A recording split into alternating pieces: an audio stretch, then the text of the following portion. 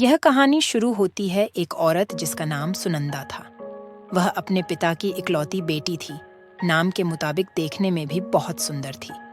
जब वह अपने ससुराल गई तो उसे उसके मुताबिक ही सब कुछ मिला, किंतु आज कल की लड़ढकियों को अधिक टोकना, समझाना, अपने मन के मुताबिक चलाना सासू माँ को अब कहाँ रह गया है।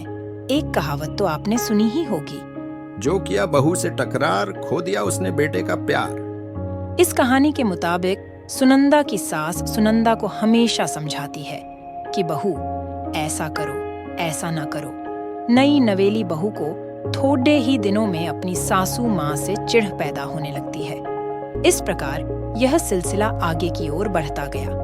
एक दिन सुनंदा के घर कुछ मेहमान आने वाले थे। सासू माँ बोली, बहू, आज कुछ अच्छी अच्छी व्यंजन बनाओ और मेहमानों के लिए चाय नाश्ते का इंतजाम भी अच्छी तरह से होना चाहिए। बस अब क्या था, इतना सुनते ही सुनंदा गुस्से से लाल हो गई। उसने जल भूनकर उस दिन तो काम किया, लेकिन उस दिन के बाद सुनंदा ने अपनी चाल चलना शुरू किया। सास जैसा कहती वह ठीक उसके विपरीत करती थी। सास ने भी पुरानी कहावत के मुताबिक बहू को उसके माता पिता को गाली देना, उसे कोसना और बदहाना शुरू कर दिया।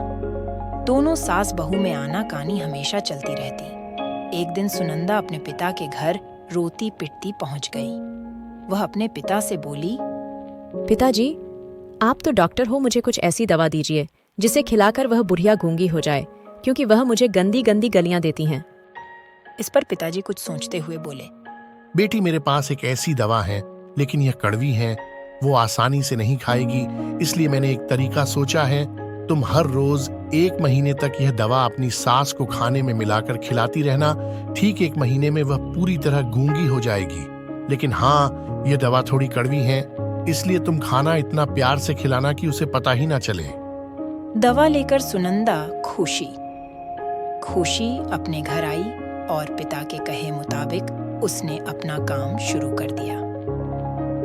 अब सास जो कुछ भी कहती उसे वह मानती और उलटकर जवाब भी नहीं देती, क्योंकि वह जानती थी कि बुढ़िया तो अब महीने भर में गूंगी होने वाली है, बोल ले जितना बोलना है।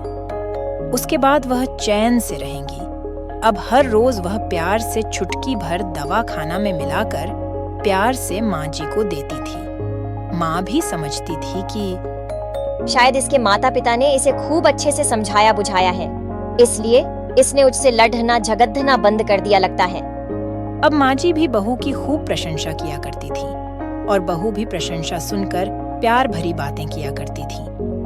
अगर बहू से कुछ गलती भी जाती तो भी सास बहू को बड़े प्यार से समझाती थी। इस प्रकार महीना आते आते दोनों सास बहू में इतना प्यार बढ़ गया कि बहू अब अपनी सास की आवाज को खोना नहीं चाहती थी।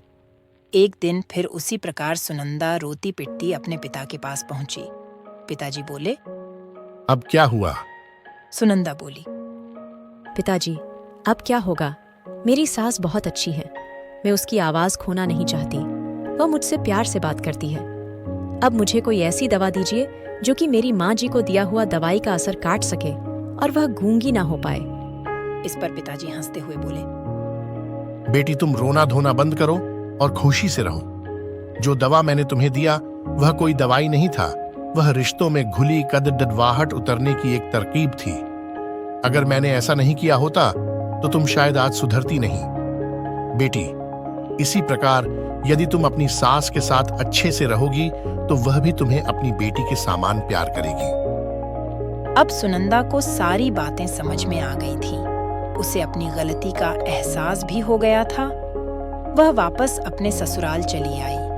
इसके बाद दोनों सास बहू प्यार से रहने लगी। उनके बीच स्नेह और अपनापन का भाव आ गया और घर खुशियों से उनका घर पूरी तरह से भर गया। आशा है कि ये कहानी आपके दिल को छू गई होगी। यह एक सच्चाई है।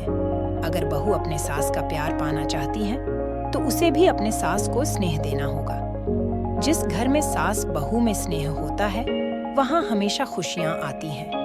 अंत में बस इतना ही, इस कहानी को एक शेयर जरूर करें।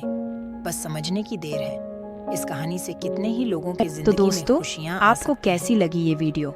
हमें कमेंट करके जरूर बताएं और हमारे चैनल को सब्सक्राइब करें और आपको वीडियो अच्छी लगी तो वीडियो को लाइक जरूर करें। साथ ही बेल आइकन को जरूर दबाएं, जिससे हमारी वीडियो आपके पास सबसे पहले जाए और सबसे पहले आप हमारी वीडियो